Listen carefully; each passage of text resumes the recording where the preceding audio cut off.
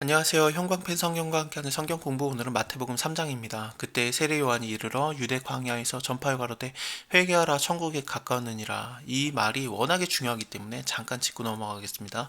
예수님도 똑같이 얘기하세요. 회개하라 천국에 가까웠느니라를 얘기하실 거고, 그 다음에 이 회개하라라는 것은 무슨 뜻이냐면 하나님께로 다시 돌아와라, 그런 뜻입니다. 그리고 천국이라는 것은 하나님 나라를 말하는데, 하나님 나라라고 마태가 말하기가 되게 어려워요. 유대인이기 때문에 하나님의 이름을 이렇게 말하는 것을 껄끄러워했습니다. 그래서 유대인들은 뭐 주님, 주여 그러든지, 아니면 전능하신 자요, 아니면은 뭐 하늘에 계신 자요, 높이 들리신 자요, 영광 받으시에 합당하신 자요, 천지를 만드신 주제시여 하면서 돌려 말하거든요. 그래서 마태도 유대인이기 때문에 하나님 나라라고 하나님이라는 단어를 쓰기를 껄끄러워하고 돌려서 하늘나라라고 얘기를 한 겁니다. 그래서 천국이라고 나와요. 다른 복음서들에서는 하나님 나라라고 뭐 편하게 나옵니다. 가까이 왔다라는 것은 시간적으로 가까이 왔다, 임박했다라는 뜻도 있지만 내 손에 닿을 듯 가깝다라는 공간적인 개념이기도 합니다. 예수님이 천국이 너희 안에 있느니라라는 얘기를 하실 때 종교 지도자들에게 둘러싸여서 얘기를 하시거든요. 그래서 그 상황에서 얘기한 게 뭐냐면, 너희가 둘러싸고 있는 내가 바로, 너희 가운데 있는 내가 바로 천국이다, 하나님 나라라고 대답을 하신 거예요. 천국은 너희 안에 있느니라가 가슴, 우리 안에, 마음 안에 있느니라, 그런 뜻이기도 하지만 너희가 둘러싸고 있는 내가 바로 그 천국이다라고 하신 거기도 합니다. 공간적인 개념도 있어요.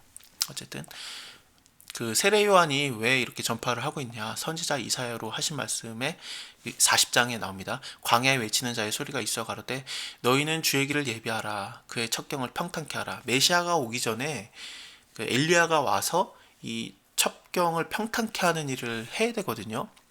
길을 좀 평탄케 하는, 메시아를 위해서 좀 준비하는 자가 먼저 오는 거죠. 그가 왔다라고 이렇게 얘기를 하는 거예요. 요한은 약대 털옷을 입고 허리에 가죽들을 띠고 있다. 이것은 열왕기 하 초반을 보면은 엘리야의 복장이에요.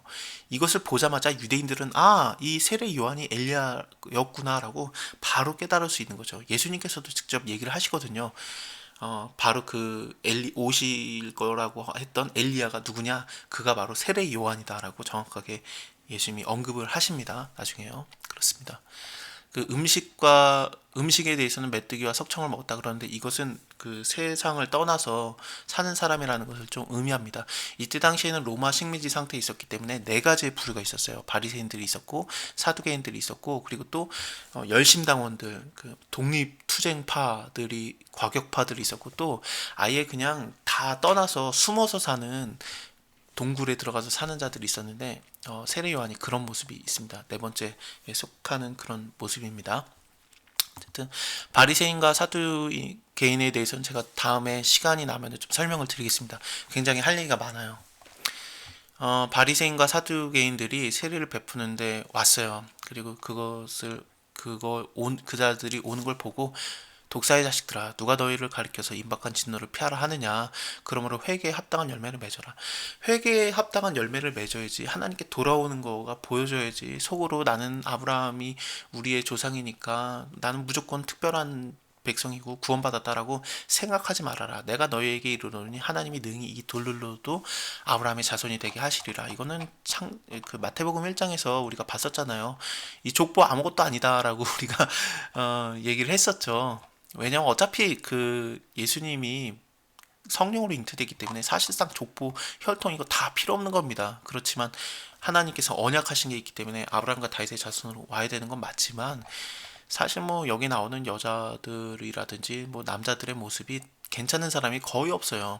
사람의 눈으로 볼 때 그렇습니다. 믿음의 눈으로 보면은 잘 믿는 자들이었지만, 그렇지만 그 유대인들의 그냥 표면적인 눈으로 볼 때는 다말이라는 여자는 족보 꼬이게 한 사람이고, 또 라합은 기생이었고, 룻은 모함 여자였고요. 그리고 또 바세바에 대해서는 뭐 할 말이 너무나도 많지만 넘어가겠습니다. 어쨌든 그래요. 그래서 이 족보라는 게 중요한 게 아니라 아브람과 다윗의 자손, 이게 특별하게 만드는 게 아니라 회개해야 된다. 회개하지 않으면은 그 재앙을 받는다, 저주받는다. 이미 도끼가 나무 뿌리에 놓여 있고 좋은 열매를 맺지 아니하는 나무마다 찍혀 불에 던질 거니까 너네는 회개해라. 나는 너희로 회개케 하기 위해서 물로 세례를 주거니와 내 뒤에 오시는 이 메시아가 올 건데 그는 나보다 능력이 많으시고 나는 그의 신을 들기도 감당치 못하겠노라. 이때 당시에 노예들이 주인들의 신을 만지지 않았대요. 그것만큼은 인격적으로 너무 그렇다. 그래서 노예들이 하지 않아도 되는 그런 행동이었다고 합니다. 근데 나는 그의 신발을 들기도 감당치 못하겠노라. 엄청난 존재가 오실 것이다. 그는 성령과 불로 너에게 세례를 주실 것이다. 이 성령 세례는 우리가 알듯이 성령 하나님이 임하는 거 그것이거든요. 근데 불 세례는 성령 세례랑은 달라요. 불은 그냥 불에 던지우리라. 그 쭉정이는 불에 던지우리라. 이 심판을 말하는 겁니다. 많은 그 사람들이 이것을 좀 잘못 오해해서 성령이 임할 때 불의 형체로 오시기 때문에 이것을 똑같이 생각하고 불 받아라, 불 세례를 받아라, 불 받아라 그러는데 그거 큰일 나는 소리입니다. 이거 심판받으라는 소리예요. 이거는 누가복음 12장 보면서 제가 말씀을 드릴게요. 그때 예수님이 뭐라고 하냐면은 내가 이 땅에 불을 던지러 왔다. 그 불이 붙었으면은 내가 좀 좋았겠다. 내가 받을 세례가 있으니 그것이 내가 받기까지 나의 답답함이 어떻게 하겠느냐. 그렇게 말씀을 하시거든요. 그래서 불세례는 예수님이 받는 거지 예수님이 우리에게 주지를 않아요. 성령 세례만 주는 겁니다. 원래는 성령과 불세례를 다 주게 돼 있는데 근데 불세례를 예수님이 다 대신 받으신 거예요. 그렇기 때문에 불 받아라. 그거 위험한 얘기입니다. 뭐 불의 형체로 하셨기 때문에 뭐 성령이 불세례다 그렇게 보면은 여기도 성령의 비둘기 같이 오는데 그럼 비둘기 받아라 그래야죠. 그러지 않잖아요. 달라요. 예, 불세례, 성령 세례 이건 전혀 다른 세례입니다. 불세례는 그냥 그 심판이에요. 어쨌든 손에 키를 들고 자기 타작마당을 정하게 하사 알곡은 모아서 곳간에 들이고 쭉정이는 꺼지지 않는 불에 태우리라. 이 타작마당이라는 것은 뭐냐면은 그 오르난의 타작마당을 생각하게 합니다. 다윗이 인구조사를 막판에 하잖아요. 그리고 나서 7만 명이 죽는데 전염병이 돌죠. 온역이 돌아서 많이 죽는데 그때 하나님이 됐다 그만해라 그러면서 천사를 이렇게 멈추게 하세요. 그때 그 천사가 서 있던 곳이 오르난의 타작마당이었습니다. 다윗이 그것을 알고 천사에게 와가지고 이제 그 하나님께 예배를 드리죠. 하나님께 예배를 드리면서 어쨌든 온역이 완전히 멈추는 그런 일이 있었는데 그게 이 오르난의 타작마당이었고 나중에 여기가 솔로몬 성전이 세워져요. 그래서 이 자기 타작마당이라고 말하는 게 뭐냐면은 그 예루살렘 성전을 말할 수도 있고 어쨌든 믿는 자들이 모인 곳. 그 마태복음 입장에서는 유대 사람들에게서 우리가 다 그 아브라함의 자손이기 때문에 구원받는 게 아니라 특별하기 때문에 구원받는 게 아니라 회개를 하면은 그 알곡이 되는 거고 아니면은 쭉정이다라는 것을 좀 말해주는 거기도 합니다. 어쨌든 유대인 안에서도 어쨌든 알곡과 쭉정이가 걸러지게 될 거니까 회개해라 그런 뜻입니다.